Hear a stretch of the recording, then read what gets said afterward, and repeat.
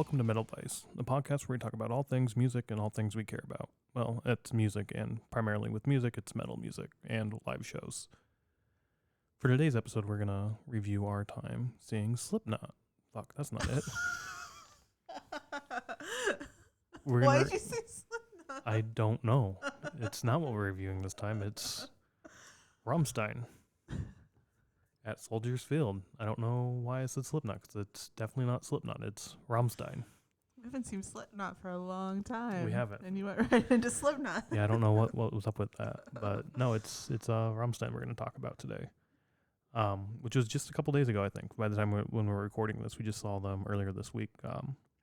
So yeah, let's dive into that. Where do you want to start? You want to start with the first times we've seen them? Sure. All right, cool. Yeah. So we have seen Rammstein 2 other times.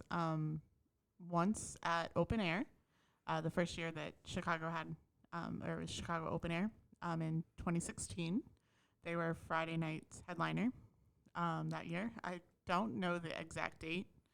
Probably the 15th, July 15th, Yeah, 2016. Right around the middle of July, somewhere in there, yeah. Yeah. So they were headlining. I don't know any of the other bands that day. We got there pretty late that day due to flight issues for you from a work trip. But that was the first time we had seen them. When we found out about that show, we were pretty excited, or that festival. We were pretty excited about the lineup and everything. And Rammstein just kind of sealed the deal, and we for sure knew that we had to be there. So we definitely bit the bullet at that time and bought the tickets so that we could see them at Open Air. And then less than a year later, I think, they ended up coming to Tinley Park in 2017 at Hollywood Amphitheater out at Tinley Park. So Yeah, and I mean, we did see them both of those times. We saw them, like you said, in 2016 at Open Air as the headliner, and we'd been wanting to see them for years. So when they finally were like, oh, they're announcing that they're going to be at Open Air, and we heard that tour, and we'll probably talk about Open Air as a whole, but like they opened, or not opened, they were the headliner Friday night, then I think Disturbed was Saturday night, and then Slipknot was Sunday. yes. And the whole lineup looked amazing, and it's in Chicago or near Chicago in the burbs. But all in all, like the lineup was amazing. That was our first show back from a long hiatus of shows. Yeah, from 2009 to 2016, we didn't see one single show. And we were like big fans of Rammstein, and we've always wanted to see them, and they just never toured the States, or if they did, it was very rare that they came. Right. I know that they did once, like maybe 5 or 8 years before that, but we just weren't able to make it to Chicago to see them. Yeah, because they came in Chicago then too. Yeah. Yep. But we couldn't make it. So do you remember when you started getting into Rammstein and how you came about getting into them? I remember. So I remember you and our friends would listen to it. I'm sure Du Hast was probably one of the first songs that I remember. But I know I really got into them with Rosenroot, the album Rosenroot. Yeah, I got in a little bit before that. I think I knew of Du Hast. Du Hast was always on, not always, but like that was, you wouldn't hear it on the radio except for on like Rock 108 when we were able to get that on the airwaves. They'd play that from time to time late at night. So it was really cool to hear like a Rammstein song on the radio. But for me, it was actually the Resident Evil soundtrack to the first movie. Oh, okay. They had a single on there, and it was Hallelujah. And I remember listening to it and being like, I loved that entire soundtrack too. There's so many good songs on there. Slipknot's on there. Killswitch Engage is on there. We'll have to listen to that. Do you have it? I have the CD in our storage unit somewhere. Okay. So when we finally go dig that out and start digging through that, I'm sure we can find it on You can't. YouTube. I've tried. Seriously? The whole album, like I've tried to find it on like Spotify, Apple Music. You can't find it anywhere. Oh, wow. So yeah, we'll definitely have to. Amazon that has out. it, and it's like I think kind of expensive to buy the CD, but I struggle finding even like the listing of the songs on there. Maybe I just haven't looked hard enough, but it's interesting. Like it's hard to find. Yeah, we'll have to listen to that or go get it and listen to it. Yeah, and Marilyn Manson did the entire, it's not the score for the movie. So like all the music in the movie is his, and that's like the last 4 tracks of Oh, the okay. CD2. Okay. But yeah, Rammstein was on there, and I remember listening to it for the first time and being like, this doesn't sound like English. This sounds like a different language. But like Hallelujah, like, oh, I don't even know if Hallelujah is English or like if that's I don't know. like Latin for like praise be or some shit. I don't know. I don't know. Huh. But I remember listening to that song and loving it on there, and sort of that I think started it out for me, and that was just before Risa Risa, and then I got really big into that album. That's probably my favorite album of theirs. Is that the one with the orange? Yep. Yep. Okay. Yeah, you used to listen to that all the time when we first started dating. Yeah, and then it was just going down the rabbit hole of Rammstein, like looking at the lyrics to the songs, trying to learn German, and we did a half-assed job of trying to learn German. No, we would Google the lyrics to English and think that we knew Well, the German. Yeah, and our friend group was also really big into it, and Yeah. they would like do the same thing and try to speak German, and they were a little better at it than we were. Yeah. I do remember you had it on your iPod, and I took your iPod to school one day thinking that I was all cool because I had an iPod that wasn't even mine. It was yours. But I listened to Rammstein on there. But yeah, that's where I first found out about them, and then just like Rosenroot was the next one. Yeah, and that's the first album I remember getting into, with Benzene and. Yep. Yeah. I don't know why Benzene's the only one I know. So then we saw them in 2017, less than a year later, at Tinley Park. And we've mentioned Tinley Park before. It's Hollywood Amphitheater, but it's just not a good setup No. of a concert venue. So if we ever do a worst concert venue, that'll probably be number one. Up there for sure. Yeah. But I remember we had box seats for that or something. I'm not sure. They were box seats, right? Yeah, so with 2016 we had floor seats, so we got to see Rammstein from the floor in the crowd. Yeah. Which was awesome. For me, you didn't really get to see them. I saw nothing. And the whole part of Rammstein is seeing the show. They put on such an amazing show. It's not just the music. It's, there's the pyro, there's theatrics, there's so much going on that you're there for the show, the presentation, and that's what a lot of it is. Right. I do remember in 2016 Till had Angel Wings or something with fire. Yeah, so that's how he ended it. That's Ingla. Yeah. Comes out with those, and he goes on this bar that then lifts him up a little bit, and he leans forward. I think that's why I could see him, because he was up in the air a little bit. So, but that's the only part that I remember. Yeah. Or not that I remember, but the only part that I saw, because I couldn't really see. And I honestly, I don't remember a whole lot from that show. When I think of my top shows, it's always in my list, but just because it was a bucket list show for me, I think more than anything. Yeah.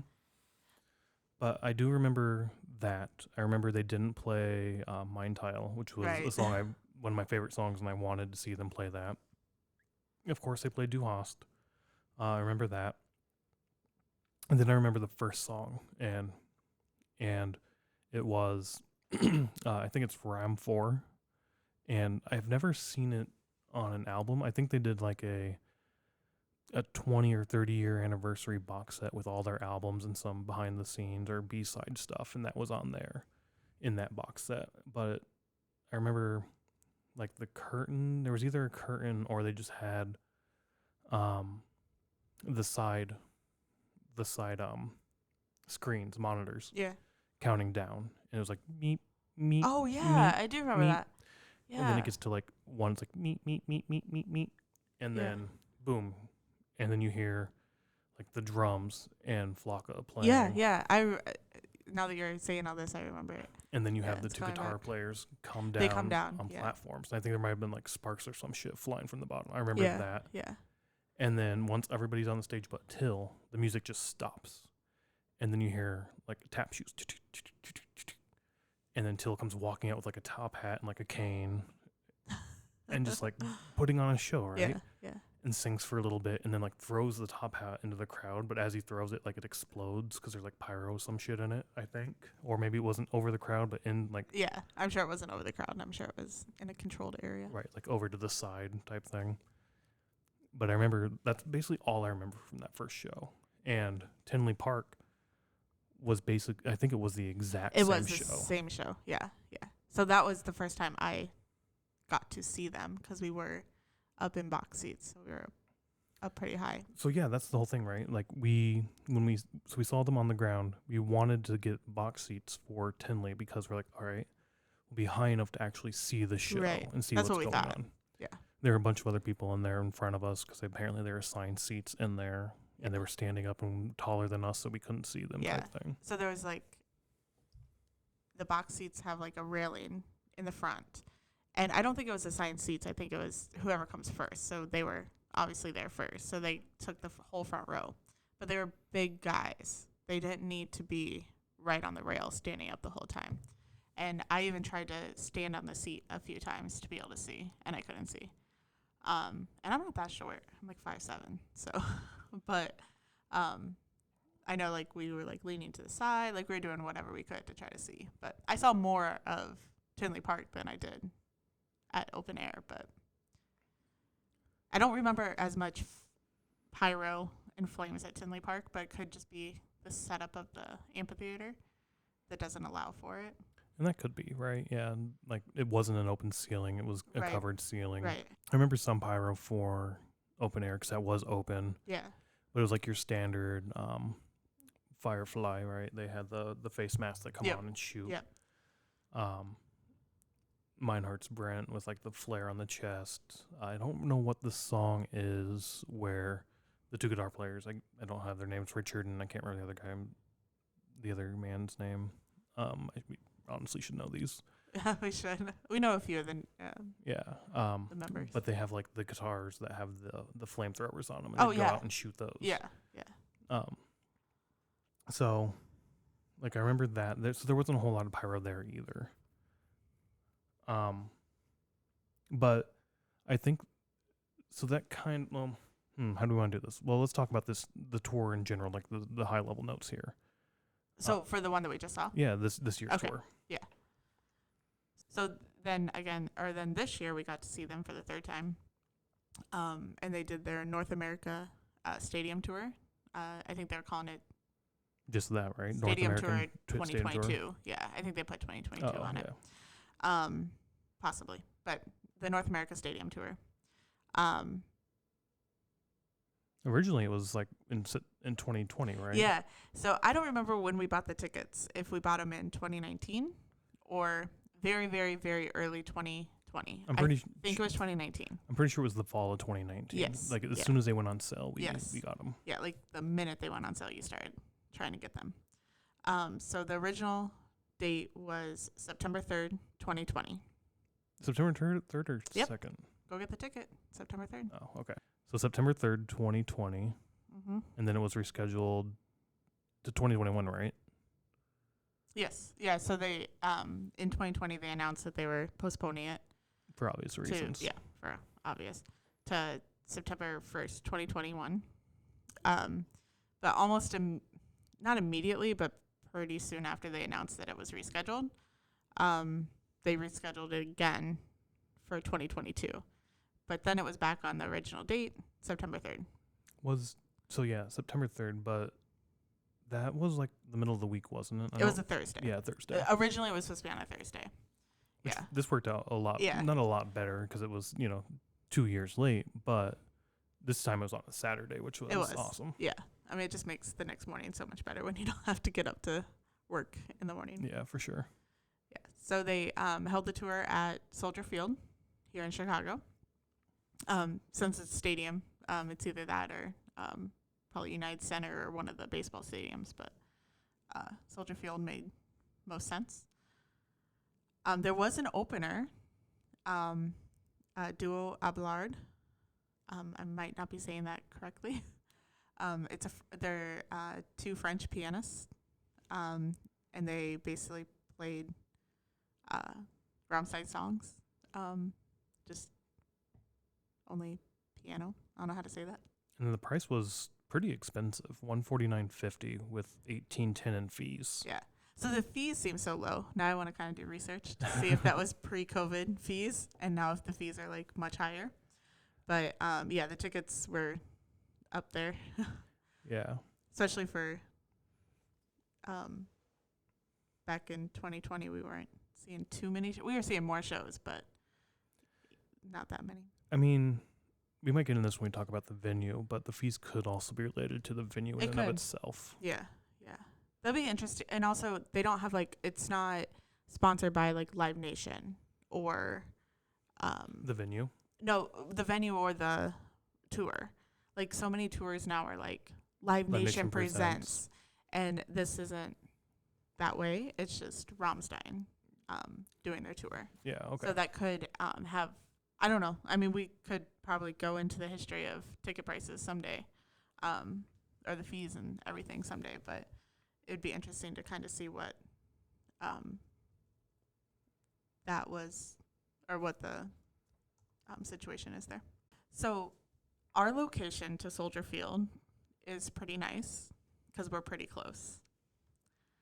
So with that, we got the opportunity to actually see some stuff while they were setting up the stage and some trucks and everything. And we actually took a walk over to Soldier Field a couple times before Saturday.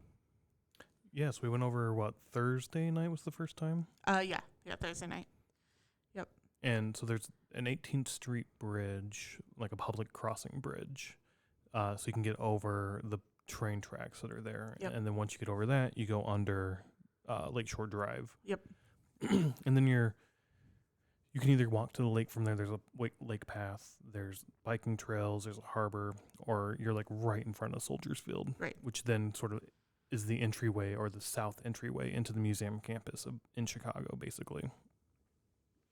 And like over that bridge, we got to see into the stadium just a little bit. There's like a little tiny gap, and we saw the center of the stage. Right. Yeah. So it was like the two tall pyro stands. Yeah, it was also. Did you notice it was like the side of they were either side of the elevator they had? Yes. Yeah. So it was. So I couldn't dual. see that from the bridge, but once we got into the stadium, I could see that. No, yeah. You didn't know what it was. Yeah, right. But Right. once you got in there and like later on in the show, you noticed like it was an elevator Yeah. that went up and down and carried them. Yep. Yeah. But it was also, like you said, the pyro. So it was like either side was the pyro, but it was also like the side walls of the elevator. Right. Right. Yeah, but from the bridge on Thursday night, all we could see was the two tower things that. Just like the tops Yeah. even of them. Yeah. The very tops. Yeah. Yeah. And then we got there, walked around the stadium. They had, I think, a couple of tents up, or at least they had some. So they had the GA sign and the seats sign, and then some, not the security stuff yet. That was Friday night. They didn't have like the walls of like. They had some fencing. Fencing, but that's the word I'm looking for, not walls. Not the tents and everything yet, but they had some of the fencing up to kind of corral people to where they need to go. But we ended up walking all the way around the stadium that night, and on the east side, there was the trucks still delivering items. Obviously, the stage was all set up, but there was still, we assume. Yeah, I mean, maybe just that front pillar part, and they were Yeah. still bringing in other equipment for like the looked like fans that were like lighting Yeah. actually. Yeah. But like, I think there was 7 semi-trucks that I saw. There was quite a few semi-trucks for sure. Yeah, so they were still unloading everything, and there was obviously workers and stuff. And I remember when you saw Rammstein, you're like, Rammstein! Like you saw the There were a couple the workers, shirts. yeah, with like Yeah. crew shirts on. Yeah. So that was kind of fun. I mean, it's just fun to be able to be so close to such a big event and be able to see like all this stuff, or like the setup and everything. But then we walked around to the north side of the field where before they had all the fencing up, and you could see a little bit more of the stage. I mean, it was still those two Was pillars, it only those 2 pillars? but it was like you could see closer and further down, but you couldn't see a whole lot. It was Yeah. still just those 2 pillars. Yeah. So because Soldier comes up into like a big bowl. Yep. So you can't really see much except for there's a couple cracks on the sides that we could see through. And, but yeah, then we walked down and they were hooking up the electrical, or they were backing up, I guess, the electrical trucks. Yeah, it was one of the trucks was backing up when we walked down by it. We didn't know what it was, but it looked like an electrical type truck or something weird. Like it wasn't a normal tractor, like a semi-trailer. Right. We would find out the next day that it definitely was the electrical because they had all like the electric generator type things. Yeah. Because they had all those hooked up and was running into it, and then there was like a couple doors open where your crew can go in and like monitor and make sure everything's functioning the right way. So that was pretty cool too, to be able to see like kind of the backside of the setup. Yeah, for sure. Not everybody gets to see that because normally you just show up to a concert and it's done and you're not really watching. And then we were trying to talk like either Monday or Tuesday night. The stadium lights were on like all night long, so they were obviously working on setting stuff up. Yeah, I mean, I'm not quite sure if it was this or there's another event before that, but I don't know. That just seems really weird to me that it would be that far ahead to set up that. But maybe the stage might take that long. Yeah, I mean, they did have. We found out later, like they have essentially 2 stages, one per. Like, it leapfrogs every show. So I think the show in Minneapolis was the set that would then become the Chicago set. Right. And at the same time, there's one out east in Pittsburgh jumping around. Yeah. Which makes sense to have 2 because otherwise, I mean, I'm sure it takes so long. I'm pretty sure that they started setting up on like Monday or Tuesday. Yeah. I mean, at least like maybe the ground floor, like that plasticky stuff that they put to protect the ground. Yeah, and then they have we ended up finding out once we got in there that there's 4 pyro stands out in the field, so like in the crowd, as well as a center stage where the pianists were, and then they utilized that later on in the concert as well. So that was pretty cool. I mean, it's so elaborate. Like, everything that they have is so elaborate. So our intention for going down Thursday night wasn't to do anything other than see what we could see for the stage setup. Exactly, yeah. Friday, however, we went back again. And I think it was twofold, at least it was for me. One, to see if there was any additional setup we could see or anything new going on around there just because, nothing else to do. We live pretty close. Might as well go check it out. Right. And 2, I know for some, at least Metallica, that they start selling merch the day before. So you can go there from like 1, like if it's on a Friday or Saturday, it's going to, from 1 to like 6. Yeah. They'll have a merch tent open that you can buy your stuff early. So my intent there was get our merch early, bring it home. That way you're not holding it during the entire show. Right. And sure enough, that wasn't there. The trailers were there. The trailers were there, yes. Which kind of helped us because then we knew that. So before getting to Soldier Field, the area that Brian described a little earlier, like when you walk under Lakeshore Drive, there's like a little area between Soldier Field and the parking garage. The walking path where you can choose if you want to go to the shoulders or go into Soldier or to the lake. Yeah. So there was 2 trailers there, which were vendor. I mean, they look like vendor trailers. So.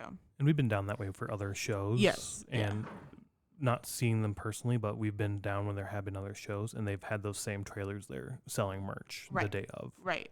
So at least then we knew that they were going to do the same setup where there was going to be a trailer outside the venue. Because, obviously inside the venue, there's more likely going to be merch. But like Brian said, we wanted to get merch prior to the show so that we could bring it home and not have to hold it the whole time. So. But, so we saw that.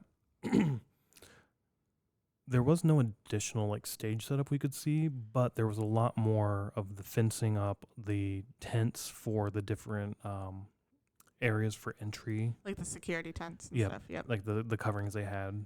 Those were up all over the stadium, so we saw all that. Some additional signage was up.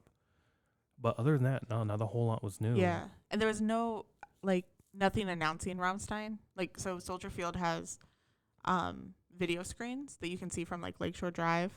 And And generally when there's a concert coming, they'll advertise on there, like, you know, Kenny Chesney is the only one that's coming to mind that I know was advertised, or Elton John. Elton John, Red Hot Chili Peppers. Yeah. So they were all advertised on there. And so we, on Thursday even, we like stood there for quite a while waiting for the cycle to go through to see if they were going to be on there. And they didn't have anything with Rammstein. So it's kind of odd that they had no advertisement, no sign, no nothing. Football was a week away. You got to promote was. the Bears. Like, they're going to start playing here. That's going to be your big moneymaker for the fall. So yeah, that's true. Yeah, it would have been really cool to see the Rammstein logo up there just hanging out. Last summer, I swear I remember seeing Rammstein. Or I saw like an Elton John one or something. And then I was like, oh, next year we'll see Rammstein. Yeah, and just assumed that we would see it. But no, there was nothing, which was kind of disappointing. So, I mean, after that, we just kind of went home Friday night. We did our normal Kumas prior, before the concert thing. Like I said, college football started. So that the next day I was sitting around watching that. But in between halftime, what? Friday night, though, when we looked out our window. Do you remember? Oh, right. Yes, we got back from Kumas. Yeah. And we saw them testing the lighting. Like, from, like, you can just look out there, look at Soldiers Field, and they were, turning the lights up toward the sky at different angles, at different brightnesses, and moving them around. Yeah. All white, no different colors, but, testing them. Yeah, which is pretty cool to see. Like, just to be able to look out your window and be like, oh, there's doing something. And generally when they're doing things like that, or like testing sound or testing anything, we have no clue what's going on. And we have to like look up on Soldiers' website, like, who's there, what they're doing, what event is it. And this time we knew the very next day or the very next night we would be sitting there watching them. So I got super excited during that. And I mean, it would have been really cool. We didn't see it, but we were hoping to see like fireballs fly up because we knew there was going to be pyro. Like testing the pyro. Yeah. Which is one. Or we assumed there was going to be pyro. I didn't hear any sound testing. I mean, did we go outside at all? We just sort of sat inside. Yeah, I guess you were watching football all day. You mean on Saturday you didn't hear any sound testing? Yeah. Did you hear anything? I didn't hear anything either. I mean, they may have done it early. They may have done it like late at night or early in the day type thing. Yeah. Also, but generally we hear the sound testing, or hear all the sound there. Yeah. So then, like Saturday, we kind of just hung out at home, watched some TV, watched some football. Walked over there around noon because, once again, wanted to check out merch, so they were going to do it early. Not a whole lot of people there. There was a bit of a line starting, but not a whole lot. The merch trailers were open, and they had a bunch of boxes. They were clearly setting up. Yep, they were delivering the merch right then. So went over, asked what time they're going to open. They said 3 p.m. probably. Not like a firm yes, no to that. Which you were thinking made sense because that's when the parking garage was supposed to open. So, which I don't know how they control that. I don't know if there's like a gate on that parking garage or not, but that's what they said. Or that's what the announcement said was 3 o'clock would be the parking garage. So we went back home, hung out for a little bit longer, went back around 3 or so, and sure enough, it was open. A little bit before 3. Yeah. A lot more people lined up now. The line had gone back under the overpass or under the walkway under Lakeshore. Yeah. So clearly, a lot more people were now lining up. There was a decent line in front of all of the merch tents. So stood there, got our stuff, went back home again, and wasn't long after that we then went back for good. That was doors opened what time? I can't remember. 5, I think. 4:30, maybe. 4:30, I think. 4:30? That seems super early. Well, they were doing like that beer garden thing or something. Oh, all right, yeah. That we never found. Right, the beer garden was supposed to be at 4:30, and I think it was after 5. Okay. And then the concert wasn't until 7. I think that's what it was, because then it was really weird to me that it was going to open. Typically, it's an hour before the show, which would be 6. So that I know it was early. I don't know if it was 4:30 early. Yeah. But yeah, so we typically get a tour shirt and then we get a poster if they have it. So luckily we were able to get a poster. And then we ended up getting kind of 2 tour shirts because we got the Chicago shirt as well as just the North America shirt. And then we got a sweater because it's zip up, and I wanted a zip up sweater.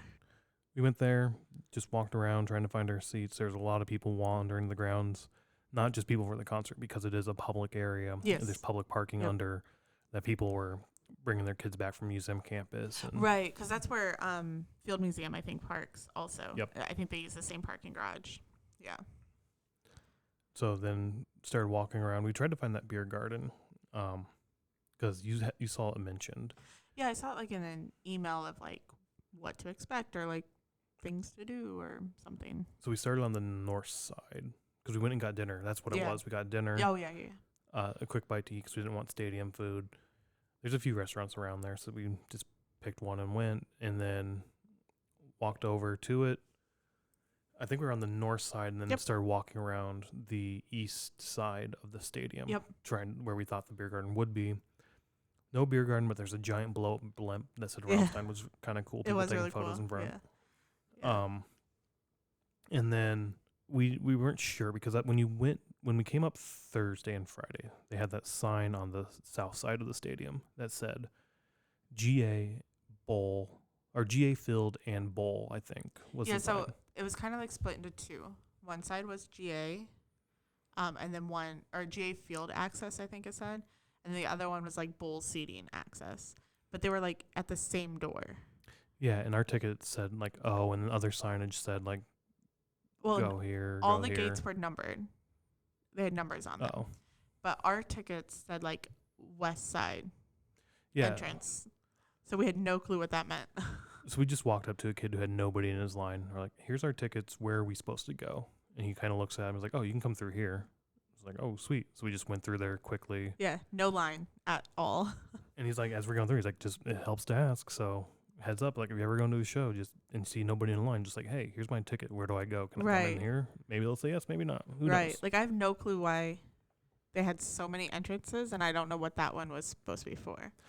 I honestly think they're just entrances. I think the here is your entrance outside of possibly GA, and we had the same thing with Corn, right, where we went up and we asked the lady. Yeah.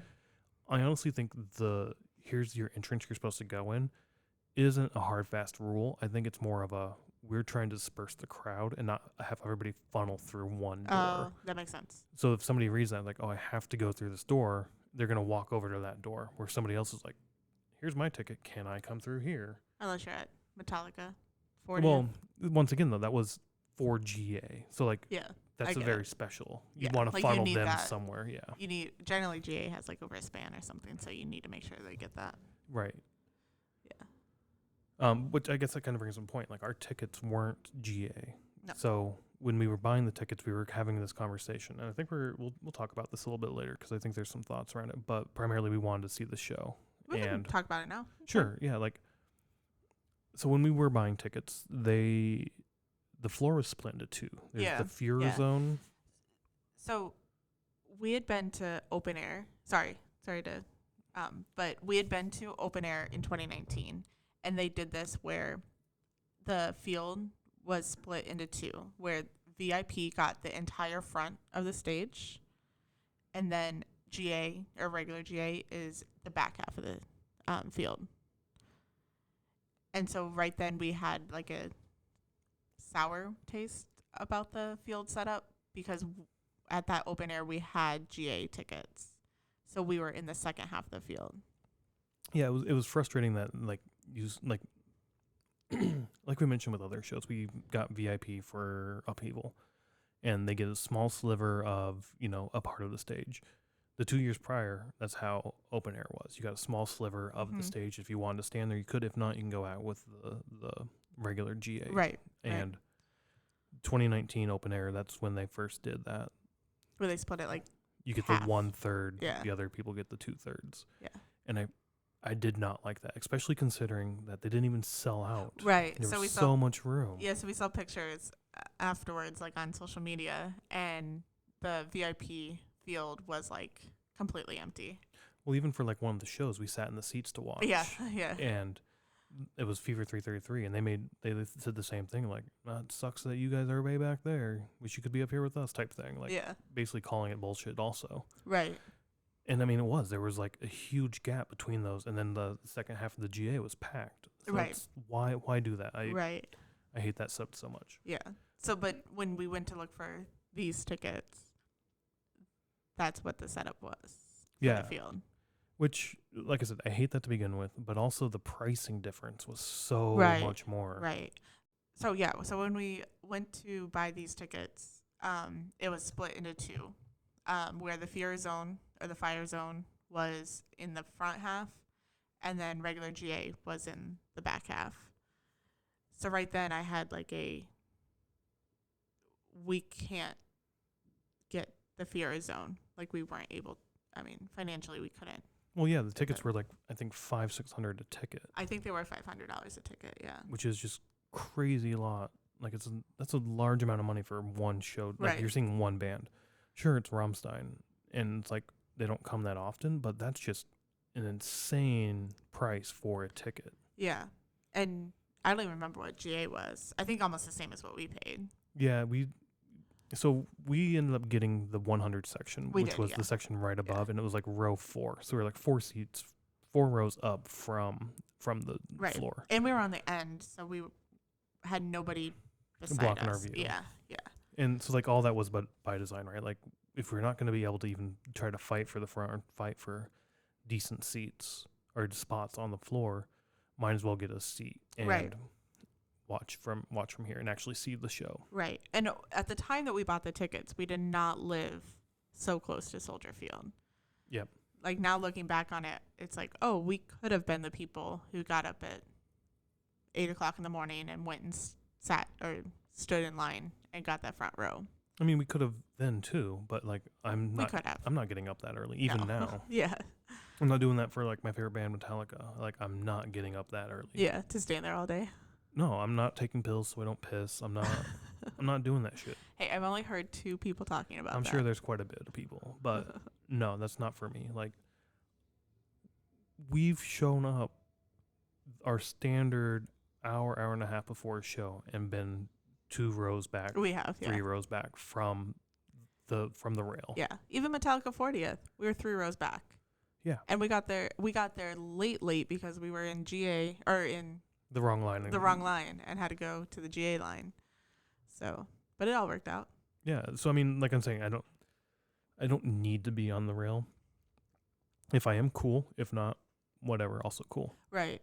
So I remember having a text conversation because we were both at work when you bought these tickets in 2019.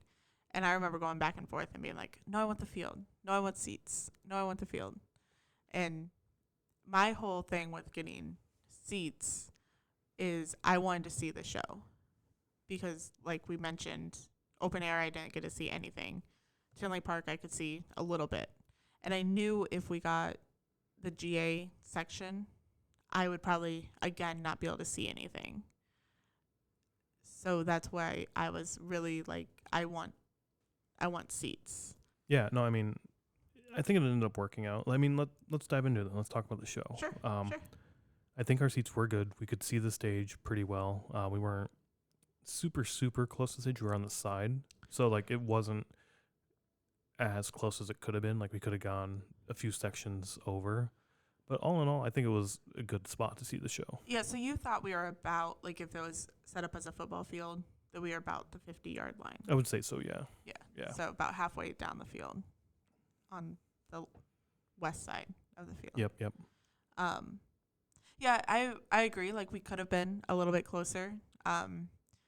Or I think I mentioned this later, that the people who are straight back, like, yeah, you might not be able to see the stage as well. Like, see Till and stuff. I mean, they would be like little ants, but you would be able to see the show, like, see the fire, see the lights, see everything. Like, where we were sitting, we were kind of by, like, the first layer of pyro stands. There was a pyro stand right in front of us, yeah. So when they did the pyro on the stage, it was fine. But when they did the pyro on the 4 out in the field, like you couldn't really be looking at both. No, you had to you had to choose one or the other to look at. So I think I said later on that like, oh, the people that were straight back or like at the back end of the field, they would have a great view to be able to see the entire show all at once. Yeah, but I mean, even before Rammstein, let's talk about the openers. I read like an article or something, or saw an article that said Rammstein was going to have one opener, and it's going to be a piano. Yeah, players, I remember. 2 piano players. Yeah, I remember that. And at first I was like, oh, I'm into that.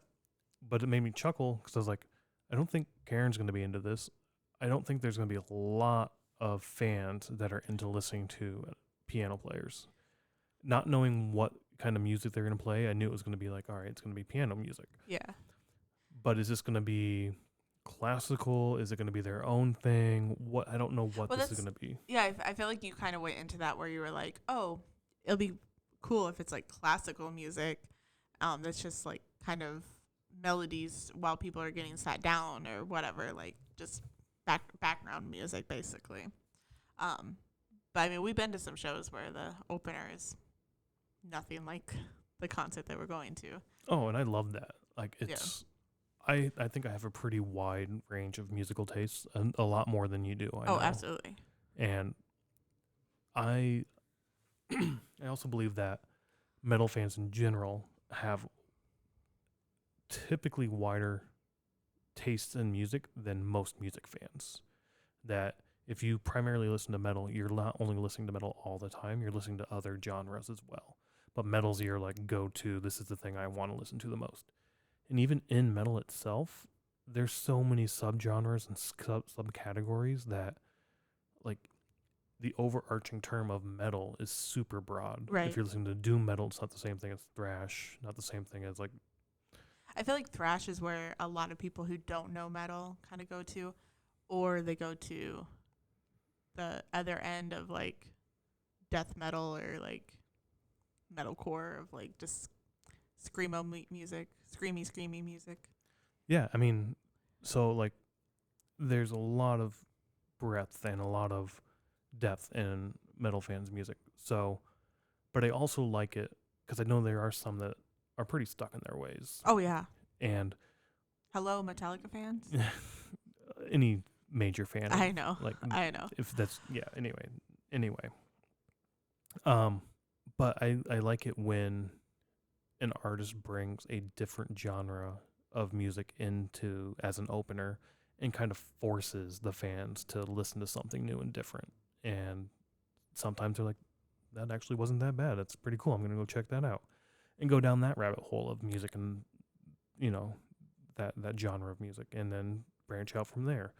Or, oh my God, this fucking sucks. Get off the stage.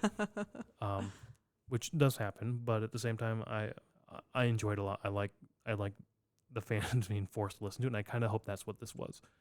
But it wasn't at all. It was, like you said, these 2 French pianists, they came out, and they basically they played Rammstein songs. Yeah. But piano versions of those songs. Yeah, so they came out to the center stage, like in the middle of the field. So it was closest to us. So yeah. The pyro that was closest to us had this like a little box on it also, which I think was the sound stage. Yeah. But on top there was definitely like a platform that you could stand on. Right. And that's where the 2 grand pianos were. Yep, and there's another one behind that. Yeah. And then they just came out. They played Rammstein music on pianos. Yeah, I remember. I don't know the first song that they played. I think it was Son. I think it may have been, yeah. And I'm probably saying that wrong, but so they were playing, and I like looked at you like, do you know the song?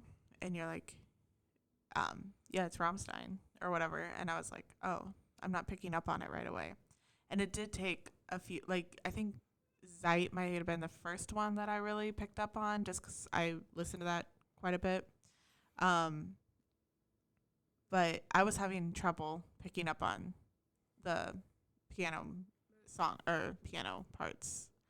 There's a couple that I picked up on, but so I still want to go back and look. I haven't looked, but I noticed, especially around, I think it may have started, or at least this is when I noticed it with Deutschland. that their music videos, Rammstein's music videos, got very artistic for the most part. Dick and Tintin, not as artistic as Zeit As like Zigzag. or or Deutschland, right? Or Radio. But Radio's just fun. But they're so artistic. There's so much going on, and then it's like a small, like a short film almost. Yeah. With a great music song behind it. And when it's done, credits roll like typical short films would. Here's the stunts, here's the directors, here's the art producers, here's blah, blah, blah, blah, like doing all of that. And while that's running, it's that same song. So for Deutschland, it's Deutschland. But it's a piano version of this song. Oh, okay. Yeah. And then when they release the singles, you usually get the original song, you get like a remix of the song, and then you get this piano cover of the song as well on like the single that comes out. So I want to see if one of these two women are credited on those songs as well. I haven't looked into that yet. My guess is probably, or if not, possibly, they're using basically that same music. Yeah. They're basically playing that music as well. Yeah. Which was awesome to see. Like just a bunch of Rammstein songs played as piano, composed in a piano and played that way. Yeah, it was interesting, and I liked how maybe about halfway through people really got into it as well. Like the stadium wasn't very full when they first started playing, but people really started getting into it versus, I mean, maybe it was almost like me where they're like, they had to listen to a couple songs and they're like, oh, I know what this is. Like, I know what they're doing. Or it was just waiting for people to get to their seats. But yeah, and like you said, it was in the center of the floor.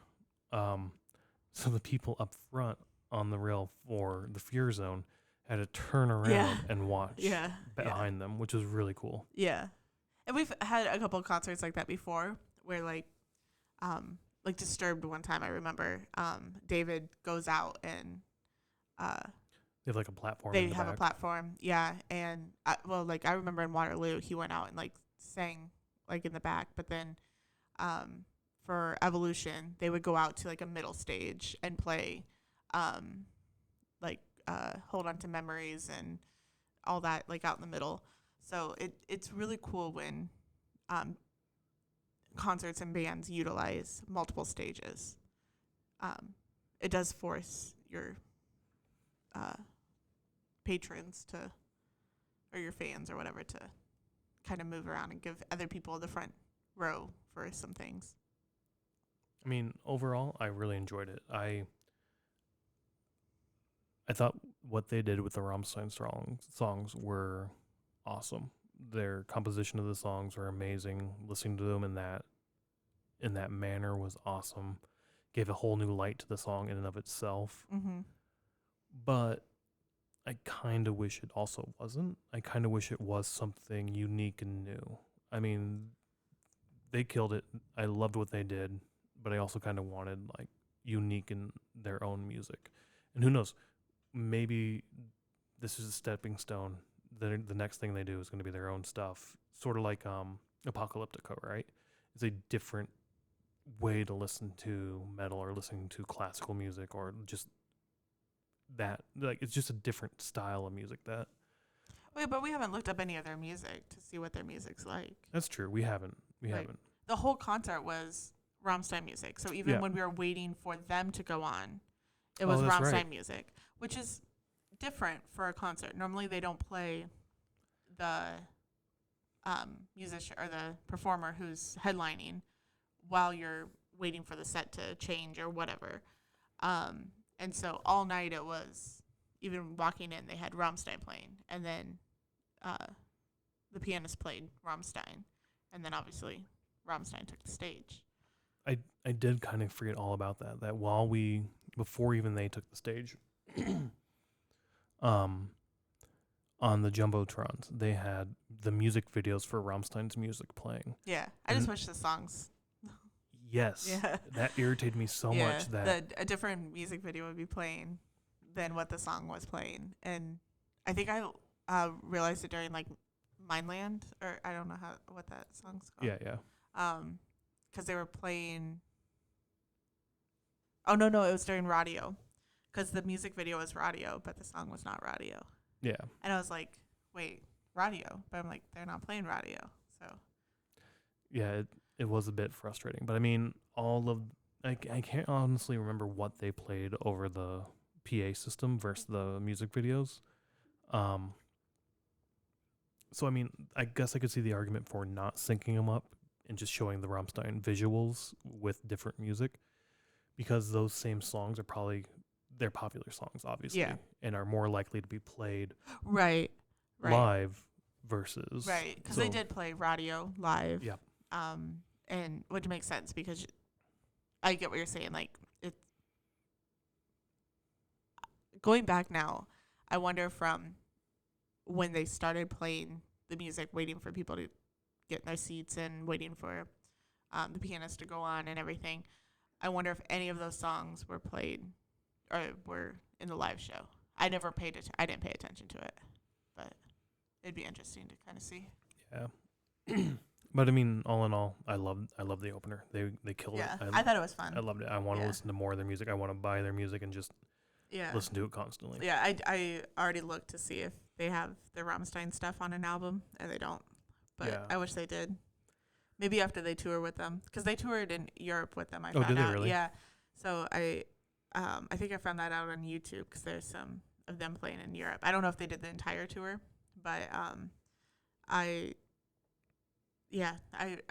really, I mean, if this ever comes out on vinyl or something, we'll definitely buy it because it was really good. Yeah, definitely. And I know we were sitting there watching and listening to the music, listening to them play, and looking up at the stage and realizing there's no other opener. There's no reason to drop a curtain. Does Rammstein just go on after this? We were hoping. Like, is there no break in between? And it's just like, boom, here's Rammstein? Right. That would have been so cool. But there was a bit of a break. Not long, though. It was super quick. 10 minutes. Yeah. So they did a little bit of sound testing here and there, a little bit of light testing. I got up to go get another beer. And as I was up there, I heard the crowd cheer. And I think that's when you texted me, like, come back, come back, come back. Yeah. So they were doing some light testing and stuff. So I assumed it was going to start, and you were not at the seat yet. So I was like, you need to hurry. But got back, did a little bit more light testing, and then sure enough, I think by the time I got back, you know it's going to start, because at this particular stadium, they then come over the air. Like, they did it before Do Abdul and Abelard. Dual Abelard. Abelard. Yeah, I don't know what you said. But Do Abdor. I don't know. Dual Abelard. Abelard. Oh, maybe it is Abelard. Do Abelard. I don't know. We should have figured that out. We can cut this all out. Abelard. I don't know what E makes in French. Anywho. Abelard. We'll go with that. Abelard. They said their name at the beginning, and I didn't pick up on it. Yeah, they had a really thick accent. Which I love when people who don't fluently speak English. It just makes, it's like they're trying. I just love it. When you go to a country, I mean, hopefully, if we ever make it to Germany or France, we can learn a few of their words so that we can get by. Yeah, be the same. But what I was trying to say is, even before they went on the stage, everything shut off. The music shut off. The Rammstein videos on the Jumbotron shut off, and there was a safety announcement. Yeah. Here's what to do in case of emergency. Do blah blah blah blah, and then same thing happened. Everything shut up. You turn, like, the Jumbotrons turned on to the safety program they had that showed you if you're in this section, and like, I don't know if it was 3D animation or actual photos. It looked pretty good either way. Of like, leave your seat from this section, walk down this corridor, come out this door, and so much. I think I made the joke like, Oh, that wouldn't that suck if you get to the door and it's not what the picture said. So you're like, no, I can't come out this door. I have to come back into the fire. The stadium is on fire, but I cannot go out that door. The safety said no. I need to go back and find the right door to go out of. But yeah, it's the same thing with tickets. You're just trying to funnel people out so you're not causing so the panic doesn't happen. Traffic jams, right? Yeah. So that's why I think tickets are the same way. Just we don't want a traffic jam. Yeah. So that happened, and then that went off, and sure enough, Rammstein started. I don't even remember what they came out to. I have no clue. I was trying to think also, like, what they came out to, because I just remember, like, being happy and, like, just ready to But like I said, see the it show. wasn't like each member came out one by one, just like they did the last time we saw them. Yeah. Till coming out last. So, like, you're building up, you're starting with your drums or Flocka playing the keyboards. Yeah. And then the drums, and then the bass or the guitar. Like everybody's coming out one by one. Like, it's a really cool build up and a really cool way to do it. But there isn't that curtain drop. There isn't that big bang at the beginning. It's a slow build up and then like stop till it comes out. And then we start singing as a group again. Like, it's really cool. Right. Like, it's maybe not a lot, but quite a few concerts that we go to is like they play, I don't know, what's Slipknot come out to? So the last one they came out to was Disaster Pieces.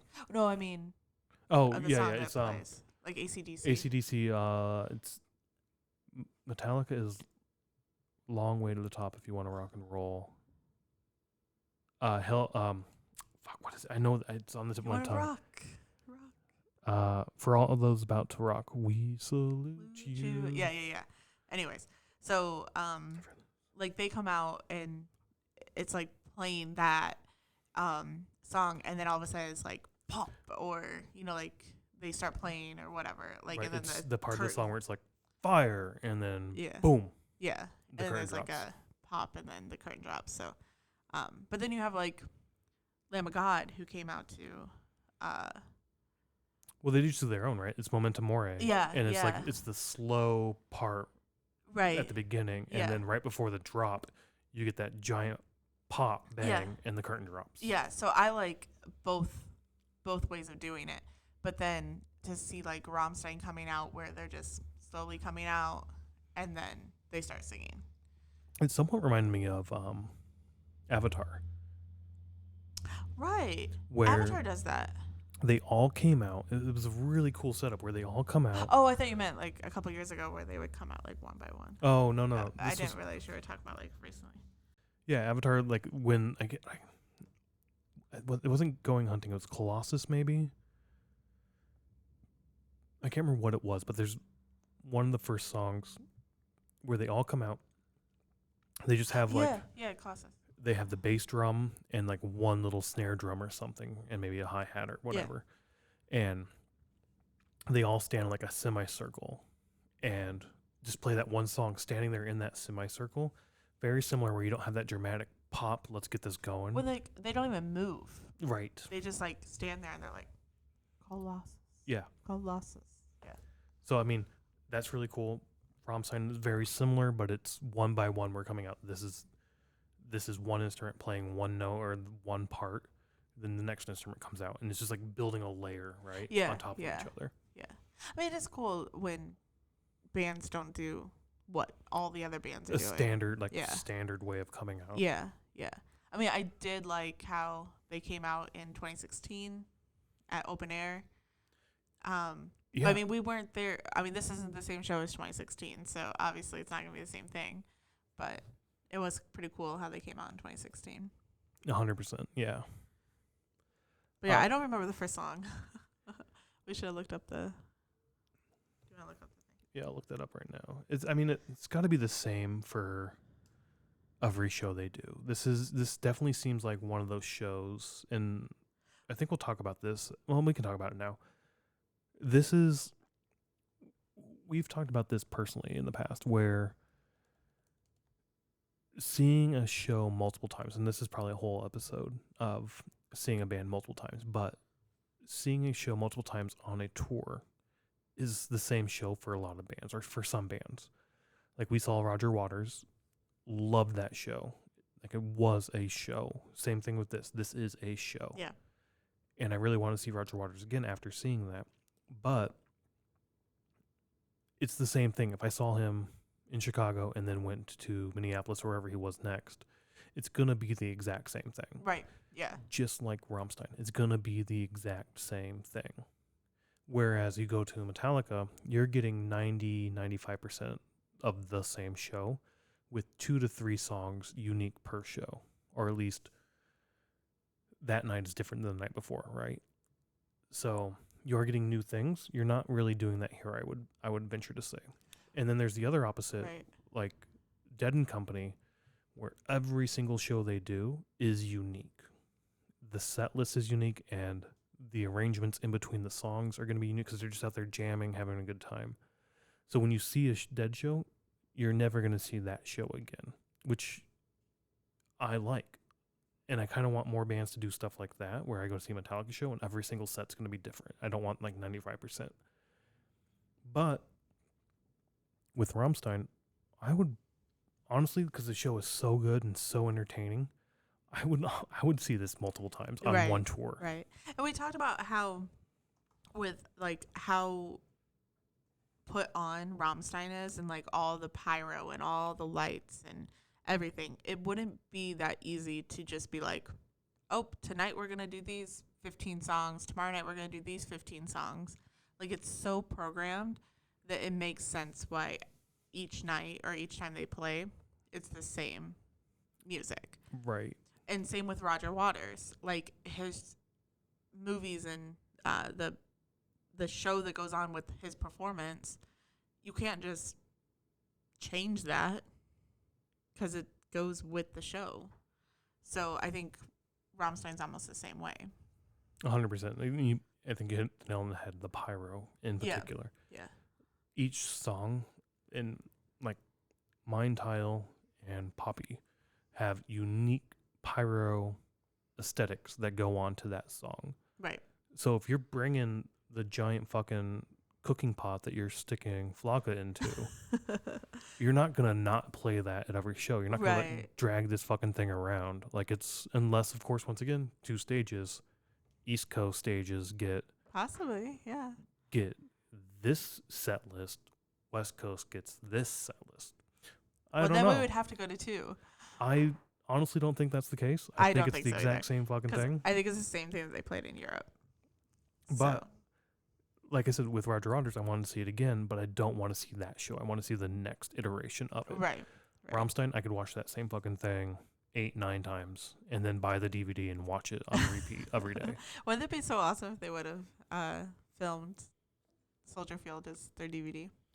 Who knows? Maybe it is. Like, they've done that where they'll come out. I think there's a DVD release that came out after Rise of Rise. I can't remember exactly what it is, though the name of it is. I know it's like the black cover with the gold etching and writing on it, and you flip it up and then down and then out, and there's like a CD, DVD, there's a bunch of different stuff. I know I have it somewhere. But there's like, on the DVDs, there's like 4 shows from Munich, 4 shows from Japan. And Japan's where they like play, that's the first time I saw them play Mind Tile live in that Japan set, I believe. And just falling in love with that, and now wanting to see a show in Japan. Just, I don't know, it seems like awesome to me. I remember a lot of the songs, not necessarily the titles of the songs. We've looked up the set list now. It's, Army der Tristan. I mean, there's 21 songs. Yeah. Was what they came out to. Tristan. Yeah. And then like Zigzag. Does Tristan mean like sister or daughter? I don't know. And then Links 2, 3, 4. Like, I remember these songs coming out and listening to them and loving them and knowing them. Not necessarily the titles of them, but like, I've heard these songs and I've listened to them. I love the songs. They're great. Mine Hurts Brent is the first song I remember any sort of pyro to. And that's where Till comes out with like the road flare on his heart. Like Yeah. my heart burns. It's clearly my heart is burning. Like pretty, nail hammer. It's like it's not very deep in terms of pyro and meaning behind just the pyro in itself, right? It's my heart burns. Look, my heart's on fire. That was, I think there must have been some pyro before that, but not much. I don't think so. Because I had the same thought. I was like, wait, I've seen pictures of this from when they were in Europe. Like, I know that there's so much pyro. And I thought the same thing. I'm like, wait, we're like 20 minutes into this and there's been no pyro. There's been nothing. Right. Yeah, there was no pyro at all, or very little up to that point. And I was getting very, very pissed off. Did you think that they weren't going to do it? I did. Did you think the same thing? I did too. So we watched a documentary. I don't even know. Do you know what it's called? So it was on Amazon. It looked like it had the same cover as the Live in Paris. So I'm wondering if it was like a bonus disc to Live in Paris, where you get the live concert and then you get like the documentary. Okay. So, but basically it goes through Rammstein coming to the U.S. for the first time. They're playing like basement clubs in New York, and then they end up going for like 3 months or 7 months or something around the U.S. and played so many concerts. And one of them was at the Metro here in Chicago. Just a small, tiny club. Yeah, it's a very small venue. And they basically almost got shut down because they had pyro at this point. Did they actually have pyro? Because I thought they said they weren't allowed to play pyro. Yeah, but at their concert set had pyro. So, but the fire marshals came in and said, basically, we're like, you either don't do pyro or you don't play. Basically, you can play, but you can't have pyro. I see. And at that time, all the fans knew that they had pyro. So the set was expected to be pyro. Yes. But even before they started the show, the fire marshal's like, there's no pyro during this, or there's no show. Right, exactly. So they came out and like kind of explained that. I don't know. I don't think Rammstein. No, it was one of their they had tour U.S. managers who found out about them, and they're like, this band could be amazing. They're going to be amazing. Yeah. Americans will eat this shit up. And they worked their asses off to promote them, and yeah. So they came out and they were like, so we found out today that the show can go on, but there's going to be no pyro. It's basically just going to be regular music or whatever. And people were like so upset, but then they went on and it was a great show. Well, it was like a different vibe too. It was a different vibe. It just felt different of a show. Yeah. Like I said, it's a whole theatrical thing. It is. And the pyro plays into that theatrics. Right. And once you take that away, it's like doing a play without props. Exactly. Like just people standing on the stage talking. Yeah. But in that documentary, they said that Rammstein will never be allowed to play in the city of Chicago because of their pyro.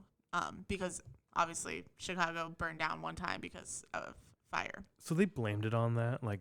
That's Chicago had, the manager, he's like, Chicago has they almost burnt their fucking city down one time, so they don't like fire anymore.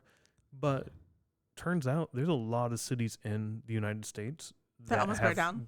That had great fires. I think Pittsburgh or Philly was one of them. Yeah. And they just played fucking Philly or Pittsburgh, both maybe. I can't remember where they played. Right. One of those P cities out east. Yeah.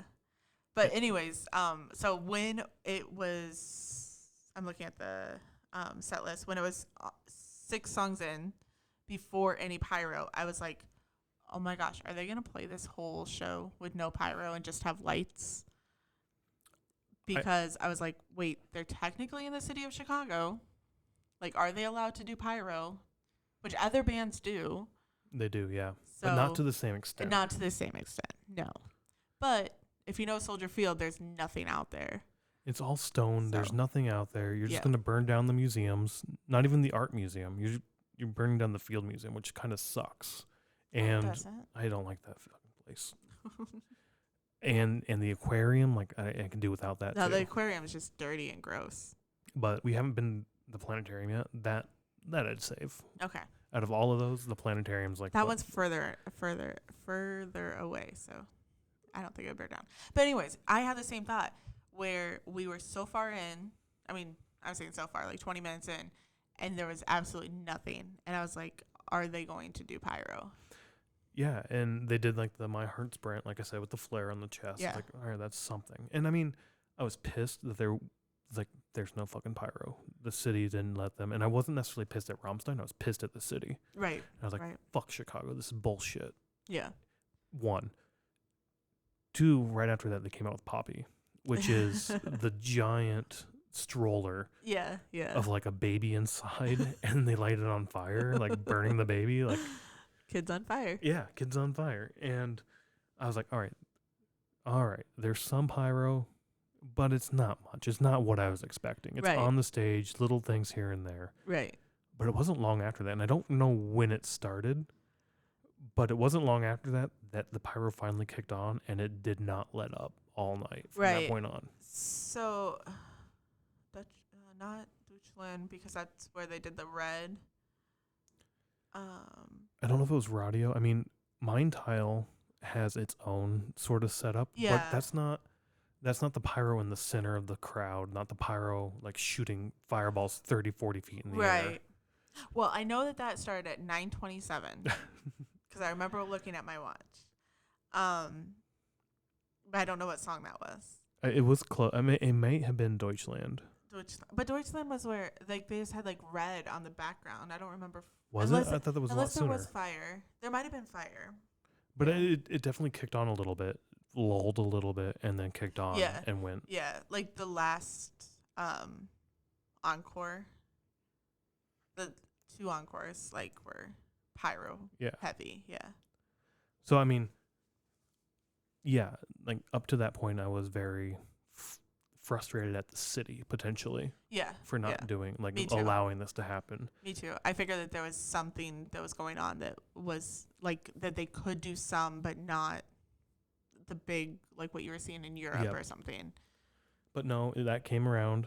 Even if it didn't come around, and it was just little things like that. Like I didn't care. It was Rammstein. I know. Yeah. I got to see Rammstein live again. Like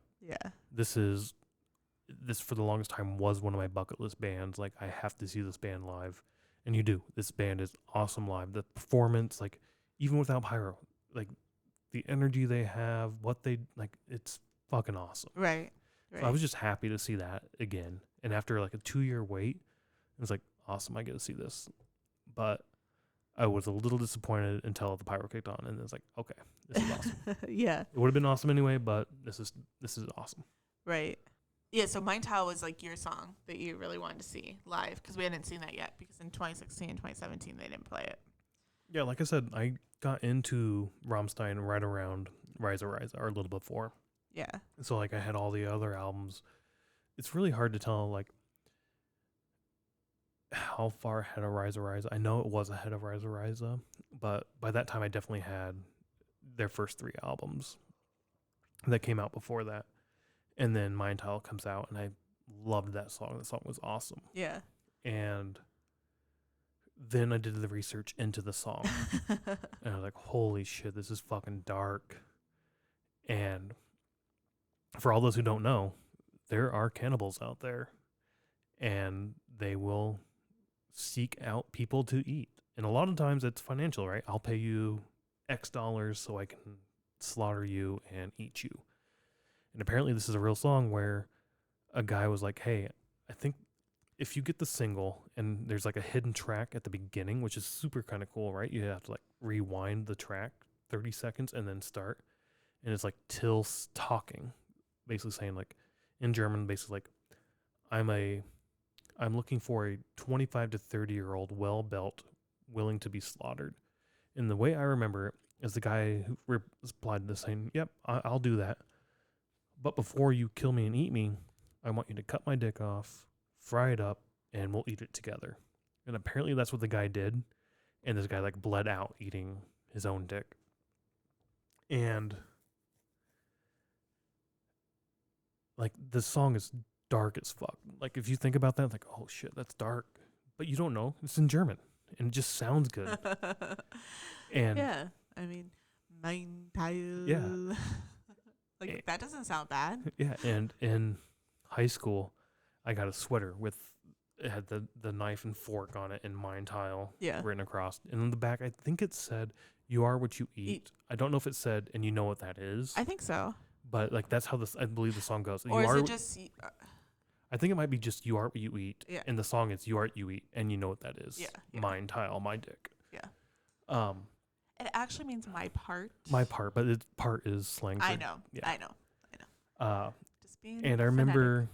remember like in high school, people seeing me wear that, not knowing it. It's like, "What's your shirt mean?" And I didn't want to explain it to them because I didn't want to be that weird kid. I was already kind of that weird kid. I Yeah. didn't want to be that weirder kid. And just like, "Does it mean knife and fork?" I was like, "Yes, that's what it means." Just we ended the conversation. That'd be so funny if they go over to Germany and they're like... I'll take a Mein Teil. Well, I need to eat this sausage with this bratwurst with Mein Teil. Yeah, so it ended there. Before going to the show, I have a good friend who messaged me. He had a buddy working at Soldiers that night, and he's like, "I just looked up Rammstein, and that led me to their song Mein Teil, and I did a lot of Google searching on that. I need to watch videos with puppies and kittens or something right now." And scrub your computer. Yeah. And I was trying to tell him and explain to him, like, I've never seen that live. I want to see that live because that's where, they bring out the giant pot, Flocka's in it, and Till brings out his giant flamethrower and starts firing it under like I'm cooking Flocka. And he would he did it a little bit this time. But the first time I saw it, he would once again, I think it was that Japan one where he only had the one flamethrower. And Flocka would duck in to hide from the flames. And then go away, and he'd pop up and "Neener, neener, neener, you didn't get me." Until he'll do it again. Duck down, hide, pop back up. Do that 4 or 5 times. And I was trying to explain, this is a song I want to see live. I want to They hear did it live. that at the show. They did this show, and when it came on, I was so pumped to finally see it. Okay. I think you said they didn't do it. They didn't do it in 2016 or 17. Oh, yeah, you didn't say that part. You just Yeah. said they didn't do it. I was like, yeah, they did. And I wanted to see that song. Okay. And I don't know what I was trying to say. Maybe, I don't know. But I was expecting only one flamethrower, but it was progressively larger and larger. Yeah. And to the point where Till basically got into a giant fucking cannon and shot fire. Yeah. Oh, that's what it was. Flocka didn't get down and hide. That's what I was saying. Until the giant fucking cannon of fire came. Then he ducked down in. He ducked down. Did he? Yeah. Yeah. Oh. You might not be able to see from just being a little bit over to the side, but he ducked down every time. But yeah, that was awesome to see. Yeah. It was fun.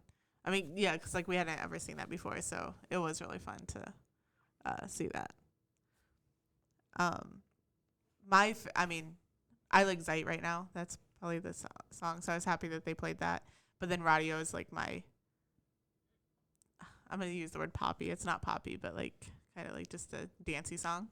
You're just more uplifting. And more, yeah. I'm happy. It's a happier song. Yeah. Which I don't know what they're saying. Maybe it's not happy, but I think it's all about radio's influence on life and being oppressed. And then once radio comes around, you're realizing, oh, this guy's a fascist. I don't want this. Yeah. I think that's what the song's. At least that's what I get from the music video. Music video, yeah. I tried to decipher that too, but I've never looked up the translation. Except for I was like, what's radio stand for? But it just means radio. A lot of English words have that where. Yeah.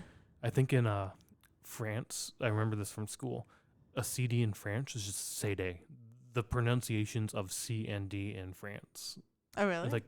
It kind of makes sense. It is just the letters C and D. Interesting. And I think if you sound it if you have to say CD is it's short for compact disc, and it's compact disc. I think in France also, or a disca or something like that. Well, some words don't translate. That's what I'm saying, right? Oh, okay. Radio's the same way. It's an English word, and it just means. Well, maybe it's not English. Maybe not. Maybe we just took it. But one thing I noticed, and I think I told you this afterwards, but I'm kind of a singer at concerts. I can't sing at all, so don't ask me to. But like when I'm at a concert, I will sing along with the lyrics because nobody can hear you. At least I pretend nobody can hear me. I'm sure everybody can. But if we're in the car and we're listening to Rammstein, I will sing and try to pronunciate the words that I know. But when I was at the concert, I did not sing at all. And I think it's because in my mind, I was worried that somebody would hear me saying something that's not the right word, but it's how I think it sounds.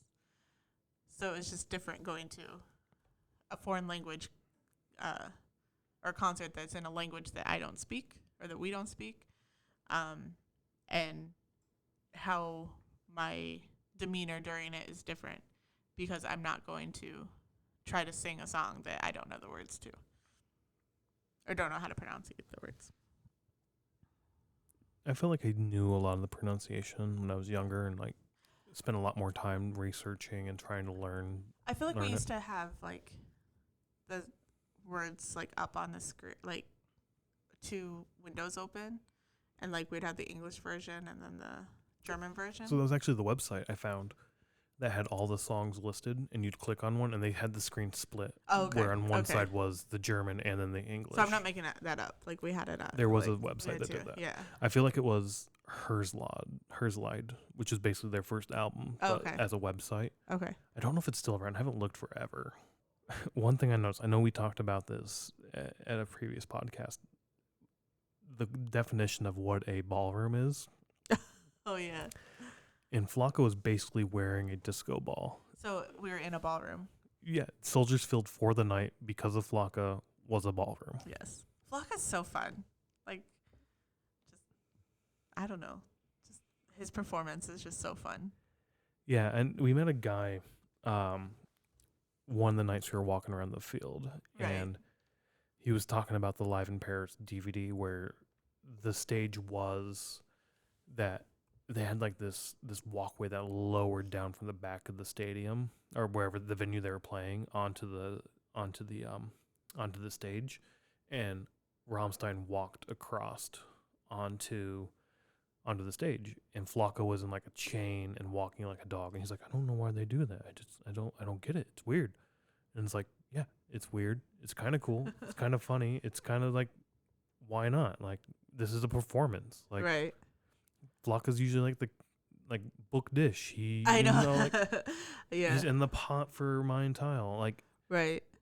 I'm not saying like that's his role in the band. He does a lot in the band. Like, there's a lot of piano pieces and the transitions, and he's responsible for those. So it's just all part of the performance. It's fun. There's no meaning. There might be meaning behind it. Maybe there isn't. Maybe it's just, why the fuck not?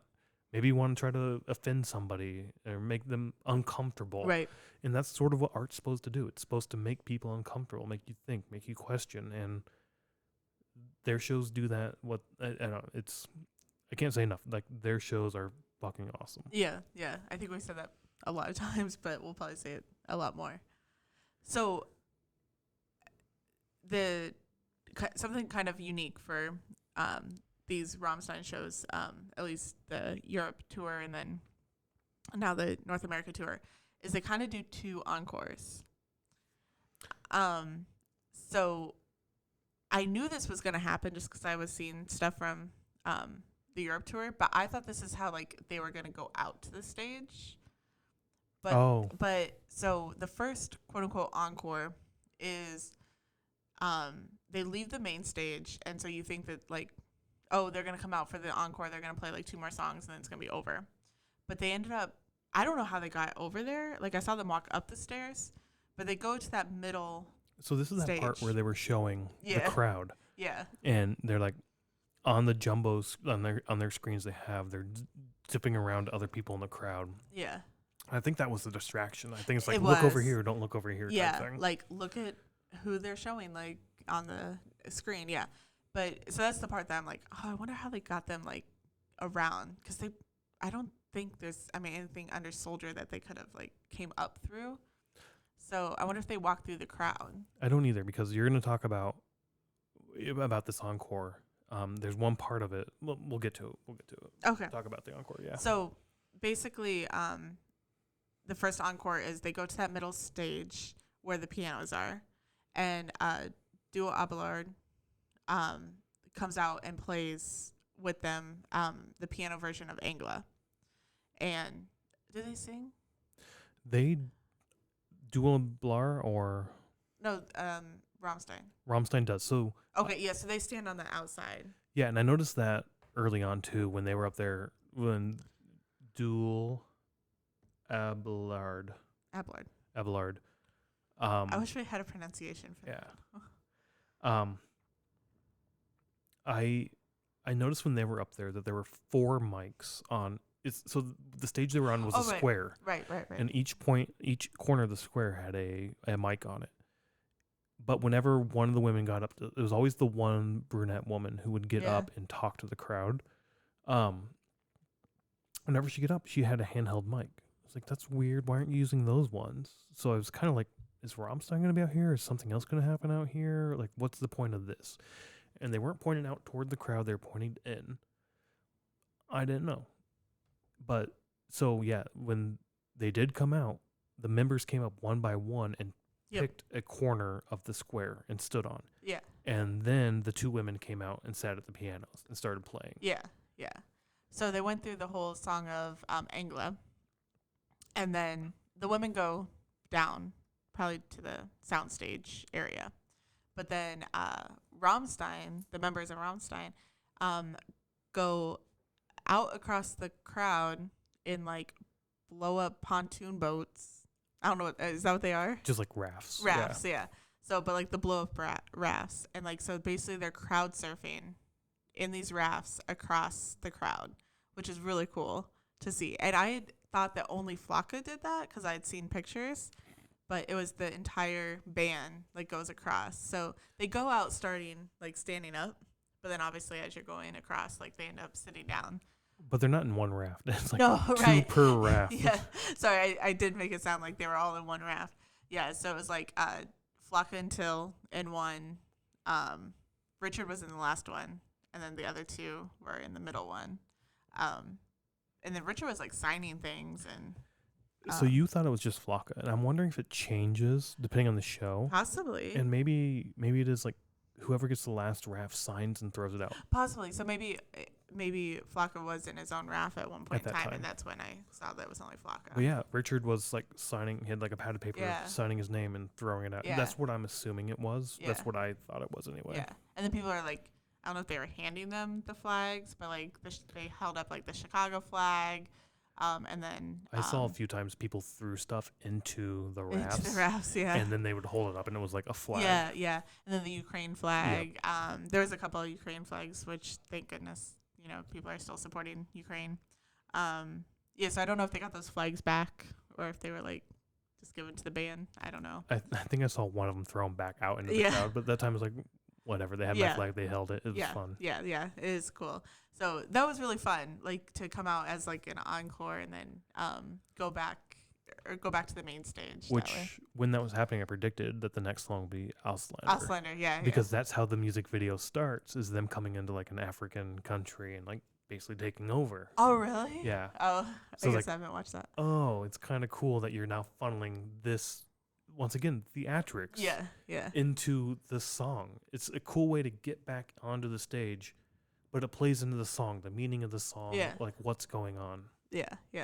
That was really fun to how they did that whole, with the piano and then getting back to the stage. But when they were finally on the stage, once again, the attention was drawn to the stage. And I looked back at the square where they all were, and I believe I saw the 2 women then being escorted out of that area. Okay. So I'm thinking it's a quick escort in and out, which then those women stayed in that box the whole time. Or there's a tunnel, or they got funneled back out type thing. I don't know. I don't know what happened. I don't see them. That'd be so weird to just sit in that box for an hour and a half, though. Yeah, I don't think they did, but maybe they did. I don't know. I mean, maybe even longer than that. Maybe 2 hours. Yeah. But maybe. Who knows? There was a porta potty there. There was a porta potty there, yes. I'm sure that's for the workers. But yeah, so then the other song that I think is just fun is the Pussy song.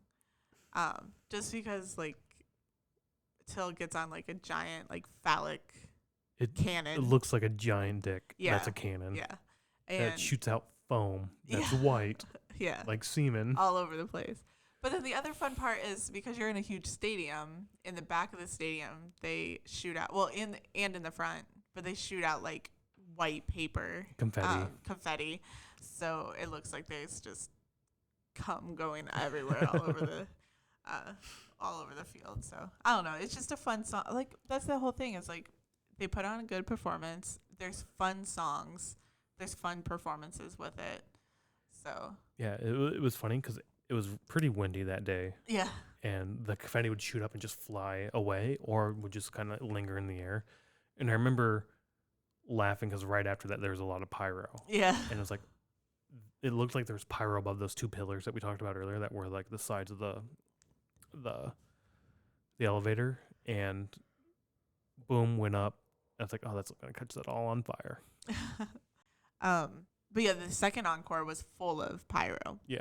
Yeah, like with Rammstein and then Ishville. I just remember a lot of pyro. There's one other song. What one was it? Oh yeah, Deutschland. The beginning into Deutschland. Oh right. I forgot. I'm pretty sure it was Richard. I couldn't see from that far, but I'm thinking it was Richard. Went up into the elevator, went halfway up, and started like doing. I've heard it before. I thought I heard it with Book Dish originally, where it's like woo, woo woo. Yeah. And like the crowd does. I feel like we had like a live Off Berlin. Yeah. I Yeah, think is and where I they do saw it there. Yeah. But I remember seeing that and thinking, you're not a fan of EDM. This is probably the closest you're ever gonna get to like what EDM is like. Dance with the Dead. Yeah.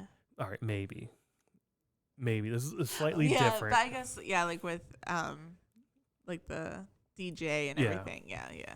And then all the other members come out in like these stick figure, glow stick type figures, which is really cool to just see them like dancing and doing their own thing. Like the little skeletons, but not skeleton, just like glow sticks, and then they're. I've seen like memes on Reddit where like there's a little kid doing that, and like the front one falls down. It looks like he's just got a dick flopping around.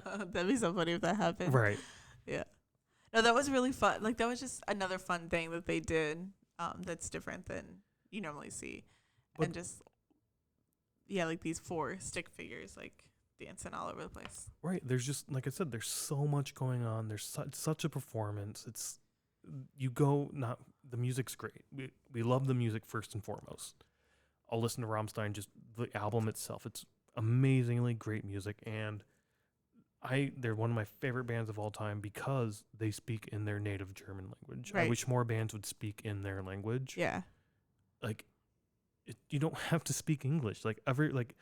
Think of all the Swedish bands there are. They all speak English. Right, There's not many foreign language bands out there.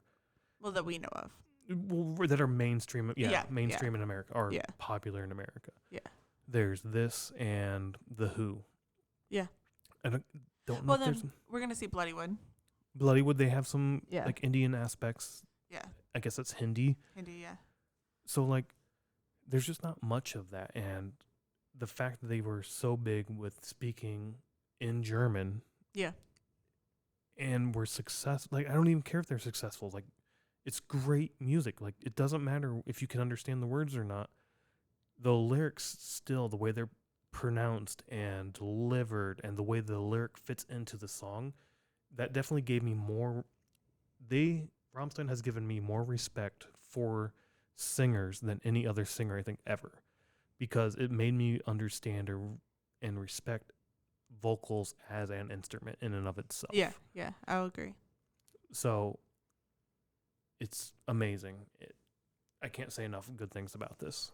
Are you happy that we've seen him 3 times?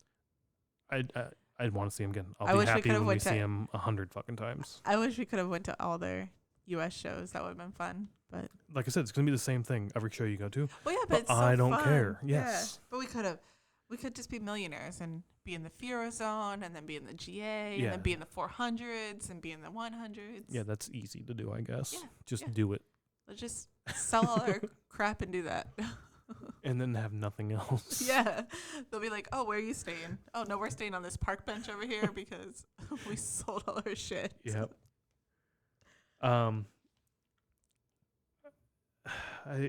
We maybe should have done the venue thoughts before the show thoughts, but Oh, did we skip the venue? let's talk a little bit about the venue. We went straight for the show. Yeah. We didn't care about I mean, the venue. There's not a whole lot to say about the venue. It's open, like it's Soldier Field Museum Campus. It's in Chicago. Chicago, maybe a little biased. Beautiful city. Museum Campus, beautiful area to go hang out in. If you haven't been there, it's right by the lake. It's Very, very nice. yeah, and Soldier Field is kind of weird. Where it used to be really old, I think it used to be an army barracks, and they converted it into a stadium, and they did a renovation, and they added like a modern aspect on it, so it looks like there's people say a alien ship landed on top of this old building. I think it fits the Chicago I do too. Yeah. architecture very well, where you have the old and the new mixing. So Yeah. I just love the architecture on the outside with like the old pillars and everything, and then how they built the bowl up around it, because it does go really well together. But then you still have that old historical like pillars and everything. And when we first walked in our gate, we realized that like you're sort of in between the old and the new building. Yeah. Like you're in this Yeah. sort of outside wall to get your drinks and get your concessions, and that's where we got my first beer. And like, hey, I don't have any cash. Could we put tip on the card? She's like, well, we don't take tips outside of cash because we're hourly, and that's the first time we learned that like, Yeah. oh, they're hourly instead of like your typical you make $4 an hour plus tips type bullshit. Right. Which gets to a point you made earlier about, I can't remember. Cool. No, there's something. I need to find it. Yeah, I don't remember. You said something earlier that made me think of this, but there were two things. It was definitely the workers are, I don't know if this is true of all workers or just the concessions or just the ones we talked to, but they make salary or not salary, hourly pay, not that $4 bullshit plus tip thing, right?